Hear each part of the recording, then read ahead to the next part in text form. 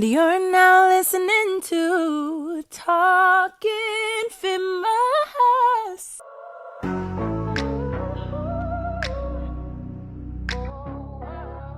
Hey guys, welcome back to TLK Infamous. I'm your girl Socially, and we got Saint here. What's up? What's up? All right, so winter is on its way, and I know in the north it get cold quick. Yes. Everybody's outside less, everybody's indoors, and so I know that there's a misconception that people get depressed more in the winter and in these winter months, but that's actually not necessarily true. Actually, it's reported that people get more depressed around spring and summer when it comes to seasonal depression. But as we approach the holidays and the new season, we wanted to bring some awareness with depression, winter blues, summer sadness, and anything that affects your mood. The American Psychiatric Association notes that around 5% of Americans adults experience seasonal depression, with symptoms that generally linger for around 40% of the year. So even if you're depressed a little bit in the December months, it'll probably last a little bit longer through the summer. So first off, how are you feeling? Well, being that we're speaking of seasonal depression, we're in our first month of first couple of weeks of October. Yes. So far, so good. I've been, it's been, it's something I can complain about, It's been, really good coming into the October Do you months. feel the temperature dropping? It's weird. 1 minute it want to rain, then it want to, because, the storm had passed. So I was kind of confused as to why that was happening. I didn't realize that there was a hurricane that had passed. The one that was in Florida, right? Exactly. Yeah. So that explained the rain. So then it got really cold, but then the sun was out. Sun is out today. So I'm hoping to keep that energy going, Keep it flowing. Keep it flowing. I feel you. What about yourself? I'm feeling good. I don't really care for the winter. I really don't. I hate being cold. I don't care for it either. Do you feel like this fall and winter, you feel like it's going to be like a quick one, or do you feel like it's going to be long? Because, time has been flying. I don't want to jinx it. Time has been flying, and I do want to say hurry up winter to be over, but It's like time is going by quick. I want to make sure I live every moment of this time, and I don't want it to flash by me, but, I hate the cold, so. Yeah. So, you any your intentions for like the fall, anything so far, or winter, or you just taking it day by day? Put me in a hot seat. How about you go? You have any intentions? My intentions is like I said, being that we're speaking of seasonal depression, I know it's something that is real. And like you said, during this time period, it can, it's a colder months, everyone's trying to be either booed up or, family, because there's a lot of family holidays coming up. Right. So, for me, it's just really trying to be very intentional with what I'm doing in this time and just trying to infuse a lot of,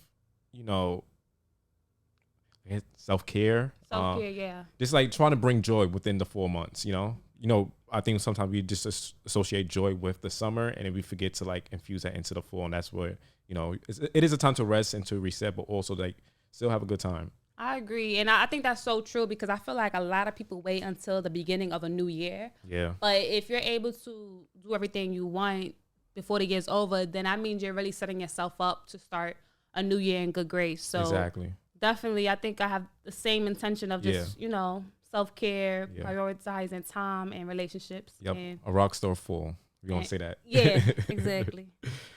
So there are some major depressive disorders, right? Mm-hmm. Correct. So, should I just go down a list? All right. So one being is major depression. Then we have another one called persistive depressive disorder.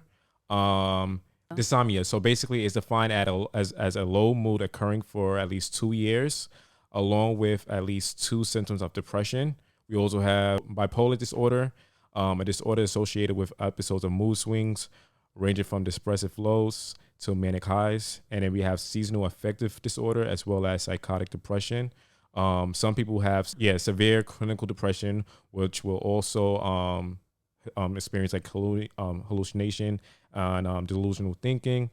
And then we got postpartum depression, which is basically refers to a major depressive episode that occurs during pregnancy or within 4 weeks of following delivery.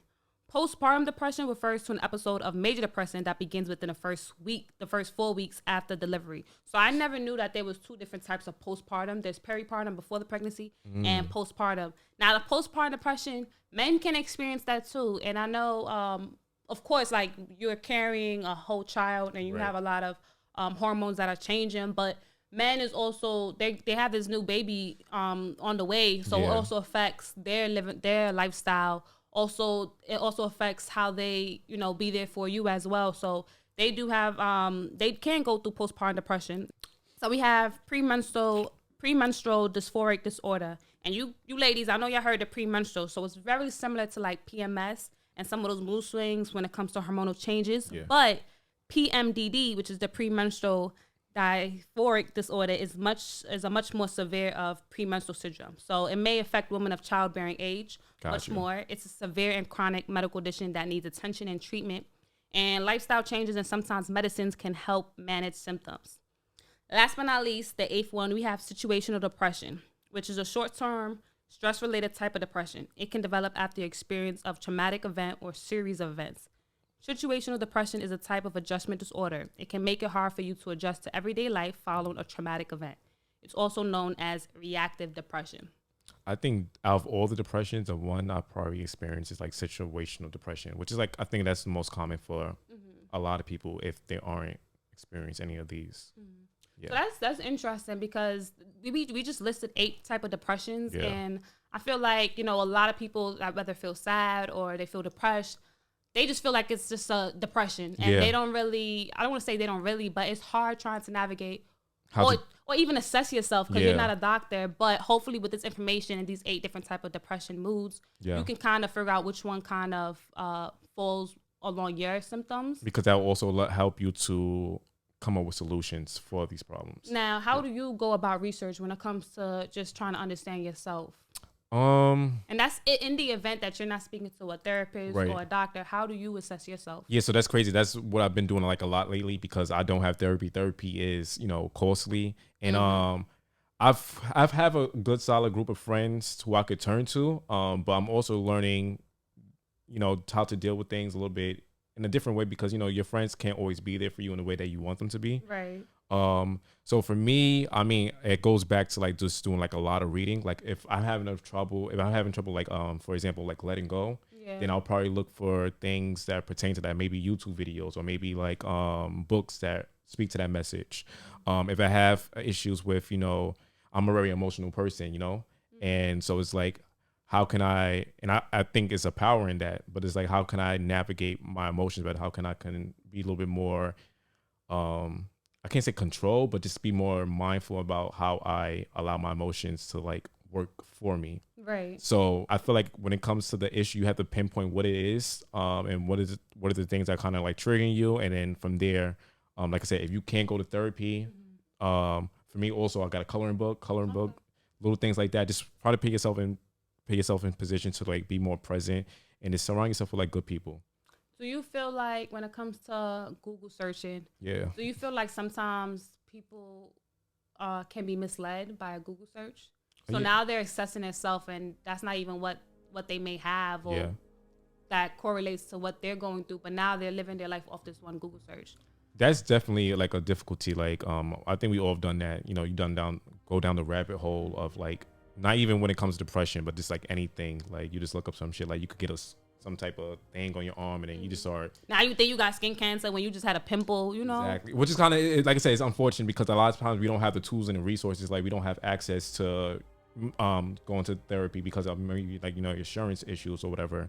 So sometimes you got to feel like, okay, how can I take this into my own hands? For me, a lot of times I try to use my discernment. I think using discernment is very important. What do you mean by that? Just know what feels right and what doesn't feel right. Okay. Like what resonates with you and what doesn't. Don't try to, like I said, don't get too deep entrenched into like the rabbit hole. Also, like especially if you are in tune with with spirit, God, whatever you believe in, I feel like that always is a great way to kind of like guide yourself. I think that's very important. Like you said, just following your gut as well and just knowing yourself. So I just want to get into with the science behind depression, and I was watching some YouTube video and they said that people pay more attention to a cut on their arm than to trauma in their head. Wow. I think, because the thing is, like, people so caught up with, oh, my teeth is missing, I gotta go to the dentist. It's visible to visible appearances, but they don't think about the actual internal stuff that you need to work on. And it all goes back to science. So basically, there's some people that with depression, there's serotonin that's released. It's a type of neurotransmitter that basically tells your body to react in certain places. So let's say you're low in serotonin, norepinephrine, or dopamine. It can affect your ability to, laugh or just find joy in certain things that you do day to day. At first, you ever heard of people taking pills for depression? Yeah. How do you feel about that? So I feel like, because when you get into the thing of like, sorry, it's not chronic depression, is it? Because chronic depression is something that's like longevity. So I guess it's more like severe. Let me try. Yeah, like a major depressive order, like, or like bipolar disorder. When it gets that deep, like I can't attest to something like that because it's like I never experienced that, and I know that's like just like a whole nother level. Now, when it comes to like using medicine, I feel like it's definitely useful.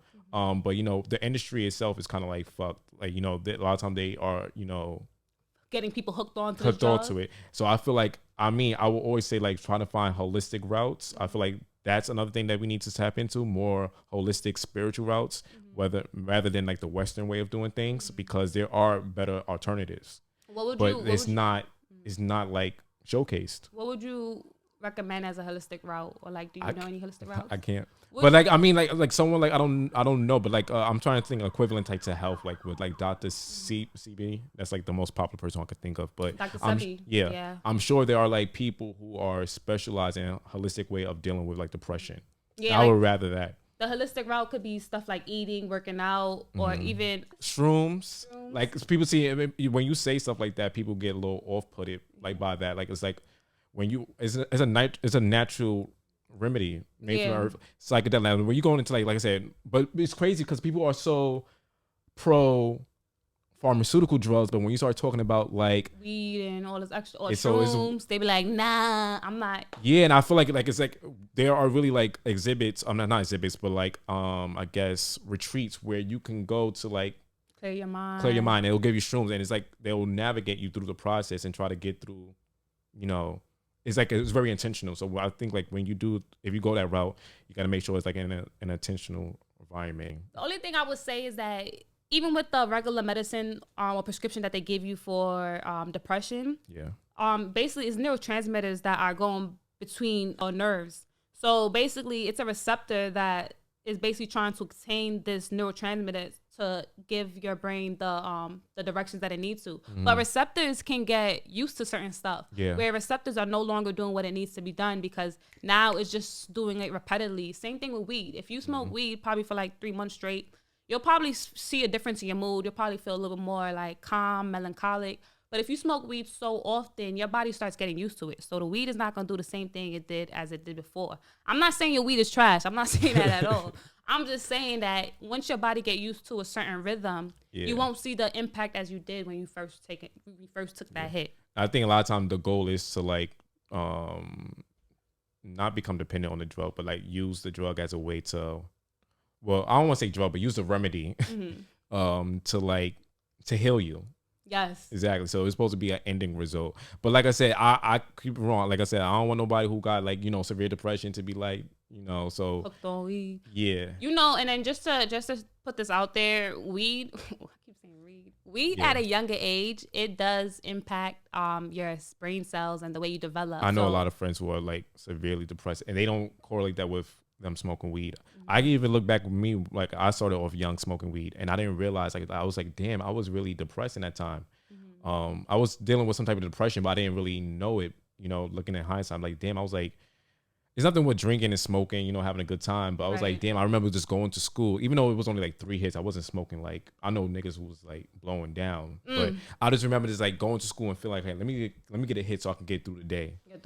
At a fucking young age, like I'm fucking working let me get through, 9 to 5. Gotta smoke, gotta smoke my cigarette before at the job, some type shit. But it's like I was just so like the experience at school and it's like in that time period I was just so like disconnected. Smoking a blunt just made everything seem better. Yeah, it did. And then you end up slowing down? Yeah, I slowed down. And now I have a different relationship with weed. Like I can just like, socially do it. Did you feel a difference when you stop or when you slow down? Honestly, I would say for myself, I wouldn't say it's not so much a difference just because like I said, even when I did smoke it, it wasn't obsessive. So like comparing to somebody who does it obsessively, it may be a difference. You know what I mean? So for me, like it was just like I was just proud of myself to just like be able to like not do something, not be relying on it. Yeah. So yeah, I mean, maybe minor differences, but like I said, it wasn't like really taking that much of a toll on me. Okay, I mean that's good. You was more intentional as you got older. Yeah, and yeah. You kind of knew yourself. Yeah. So for people that have major depressive disorder, which you mentioned earlier, if you experience 5 of these 9 symptoms, you probably want to go speak to a person or one of your health people to see if you do need a more concrete plan for yourself. So these are some of the symptoms. So if you have depressed mood, low interest, low pleasure, weight loss or weight gain, inability to sleep or oversleeping, psychomotor, agitation or impairment, fatigue, feelingsness of worthlessness and guilt, low concentration, and thoughts of death or suicide. Now, it doesn't necessarily mean that you're contemplating suicide, but you can just be, it comes across your mind of just death or just suicide in general. If you experience 5 of these 9 symptoms, then I definitely recommend just speak to somebody, and probably more than a friend. Yeah. I know a lot of people don't want to speak to therapists, but I feel like even though therapists will ask you questions and then you find out you just answered your own damn question, they ask you those questions for a reason, because you're basically trying to figure out what is there I need to know about myself. This way I can overcome this obstacle that you're facing. Yeah, and I think another thing that I've learned, which I'm learning, which I actually picked up today, they pretty much saying like emotions come and go. So we got to remind ourselves not to beat ourselves up if we're not feeling our best. Yeah. And I think we tend to do that. Like when you're not feeling your best, you beat yourself even more, which makes no sense. I know. So I feel like, you got to that's the most important thing, is like reminding yourself that emotions come and go. Even if, in the moment it doesn't seem like, you're going to be happy or you're going to have joy. Just try your best to, like, I don't know, just be intentional. Like I said, like if like fall, like, okay, in the fall time, I know I'm in the house a lot. The weather does get to me. Plan a trip. Whether it's like a 2-day or a 3-day trip, just to make yourself a little better. Try to plan more activities to fill your month up. You know what I mean? Yeah. Like for example, like me, I want to go to the dentist, like, because I haven't been going to, like, I used to go to the dentist a lot, especially when I had my braces. Now my braces, I stopped going to the dentist, but like now I want to go back just like to get the daily cleanup and stuff like that. So do little things like that, so that way you have something to do. You have an excuse to get outside the house and make yourself feel a little bit better. Because your health, even taking care of your health, like doing something that's that, like, or going to the gym, certain things like that can just improve your way of being. So. I think that's so important. I do feel like even sometimes myself, where I'm not in the mood to be bothered, I'm just feeling sad, I would stay in the house and I'll just happily watch my Netflix all day or just hop on my phone. But even on days where I really don't want to go outside, for anybody, it is still recommended by anybody and health professions as well. Take a 5-minute walk, even if it's to the mailbox, because that little 5 minutes or 10 minutes will make it different. At least I got outside. Yeah, you got outside. Also, just the important part, like I mentioned, the science part with the serotonin, right? Because you're taking medication to boost your serotonin and to make sure that your receptors absorb it. So you can get natural serotonin from small activities. Like you mentioned, take a walk outside, go plan something for the month. But 30 minutes of working out makes a difference. Now, when you basically are working out for just 20 minutes for 3 times a week, endorphins will release. Endocannabinoids are released. And I know I said endocannabinoids. Endocannabinoids is similar to like cannabis. Oh, okay. I'm not saying smoke weed. So it's a connection. Yeah. Exactly. And so, and the neurotransmitters, your so body, like a more natural way. Exactly, a more natural way. That's yeah. much it. So I was weed is natural too. What happened? I said weed is natural too. I know. Listen, we're not promoting weed, but whatever makes you happy. Listen, that's what it's about. Bring yourself joy and don't overindulge. Yes. Yeah. All right. So let's just talk about some stuff that you can do. I wanted to know. Yeah. So you already told me about. Yeah. What about you? Like, what are some things that you plan on doing to like make yourself feel better this fall, winter? Even if you don't have anything right now, you haven't thought of it. Like, what are some things you could think of? Some things that I have done in the past. Yeah. I would like clean. Cleaning makes a difference because there's such thing called as feng shui. The way your room is set up, the way your room looks can affect your mood. So sometimes like when I have a messy table, I'll just thoroughly clean that, wipe everything down, clean the bathroom, wash some dishes. It clears my mind, and then after I'm exhausted, like I sit down and I'm able to like, all right, breathe. Yeah. I did some little workout, and then also my house looked clean. It kind of relieves some of the stress. Other thing is I put up with my friends, family, stuff like that. And then really what really helps is self-care. So I would spend time, you know, doing my hair and my nails, stuff like that actually helps.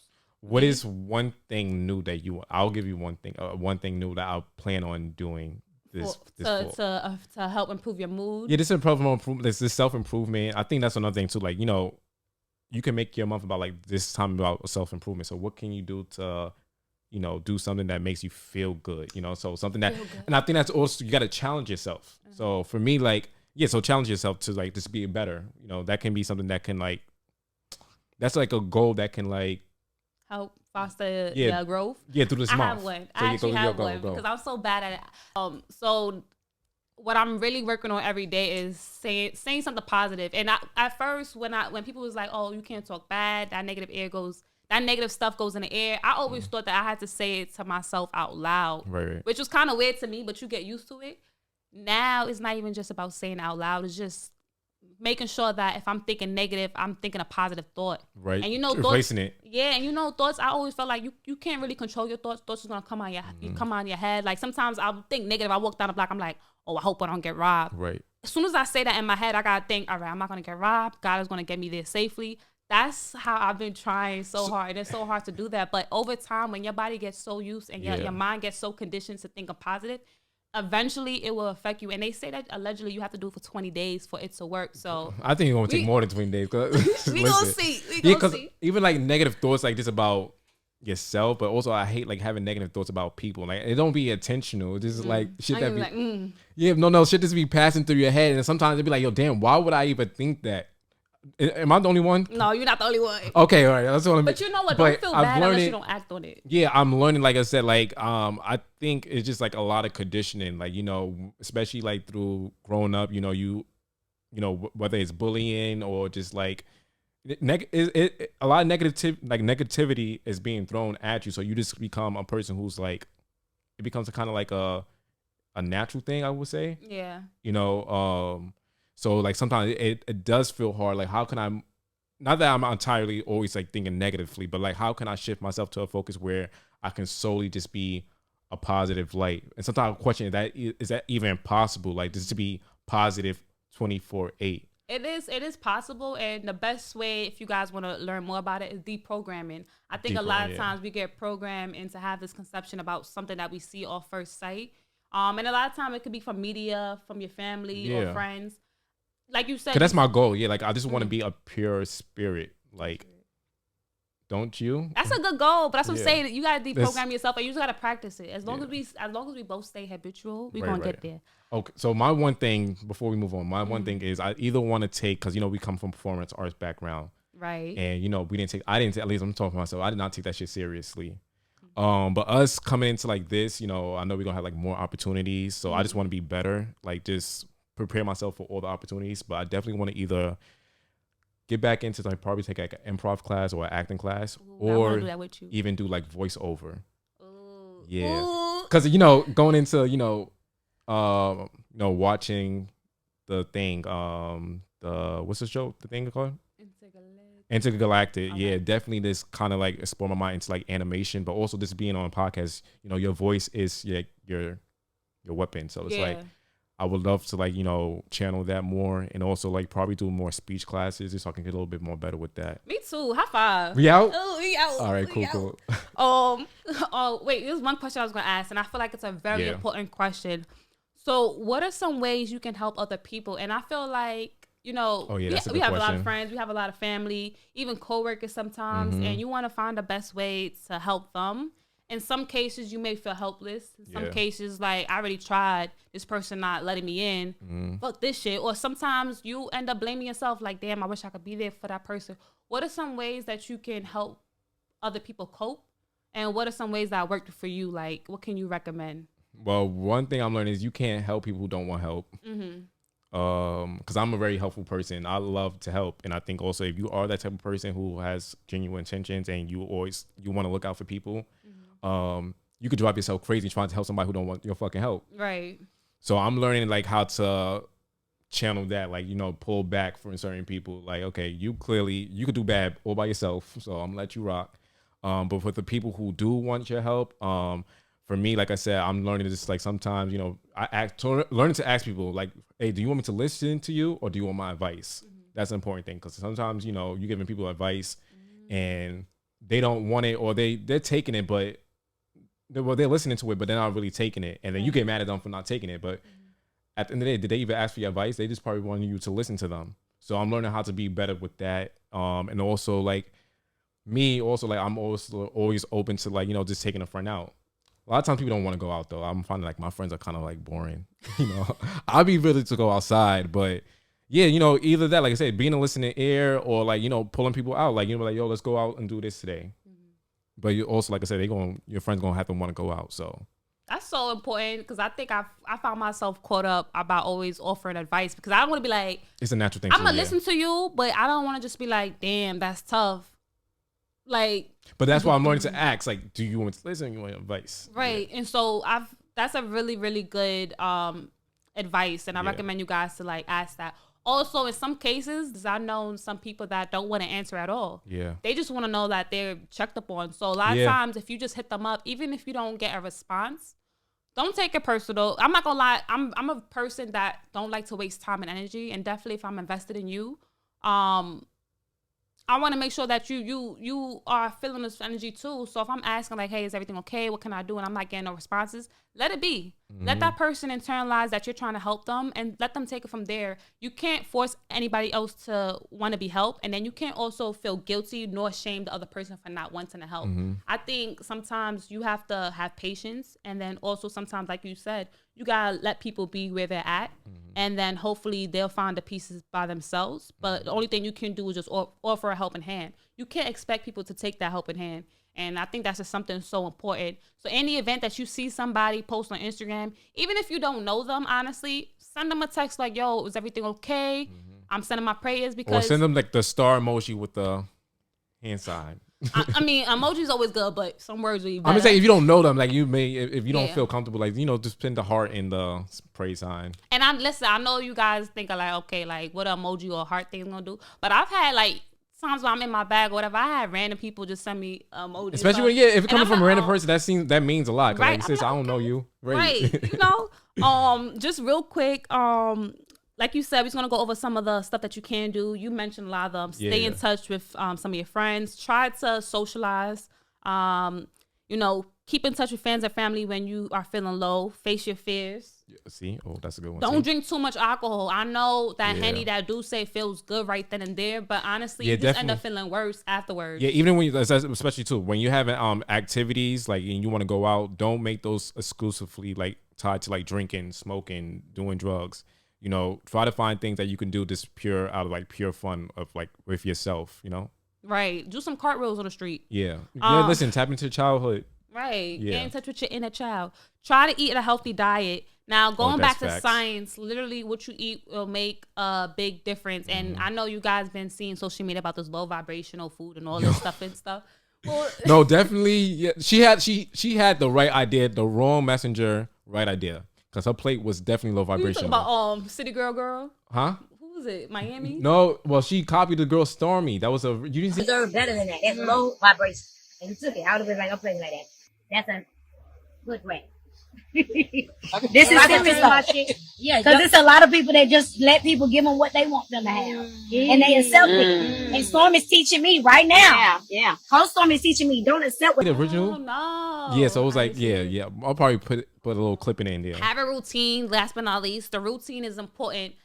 Like sometimes when I be off back-to-back days and I don't feel like doing nothing because I'm in my bag, I'll just get up, do a little workout. Clean, like I'll just remember, all right, I gotta do this, and that. If you stick to a routine, no matter if it's minimal or a lot, it will make a difference because you're not looking forward to, but you have something to look forward to do. If that makes sense. And another thing I would say, also be flexible with a routine, because certain days you may not want to do something on your list, and you, like I said, it's all about like not beating yourself up. So like if one day you don't want to go to the gym or do something like that, or like, you know, have the tea at 5 o'clock and you want to have it at 7 o'clock just because of the way your schedule works, like don't be so rigid in your routine. If that works for you, that works for you. But if you need more flexibility, you know, offer that to yourself as well. I love that. And seek help for depression. Now, one last thing. I forgot. You asked the question earlier. What is something that works for me? This genuinely works for me, and I always do it. When I'm feeling like shit, I always try to help somebody. And I know that sounds so crazy, but like when I really feel sad, down, I will help somebody, and it makes a big difference knowing that I made somebody else smile. And then also, too, it kind of like makes me feel good. It's like, oh, I just helped this person. This person is just, you know, has gratitude and stuff like that.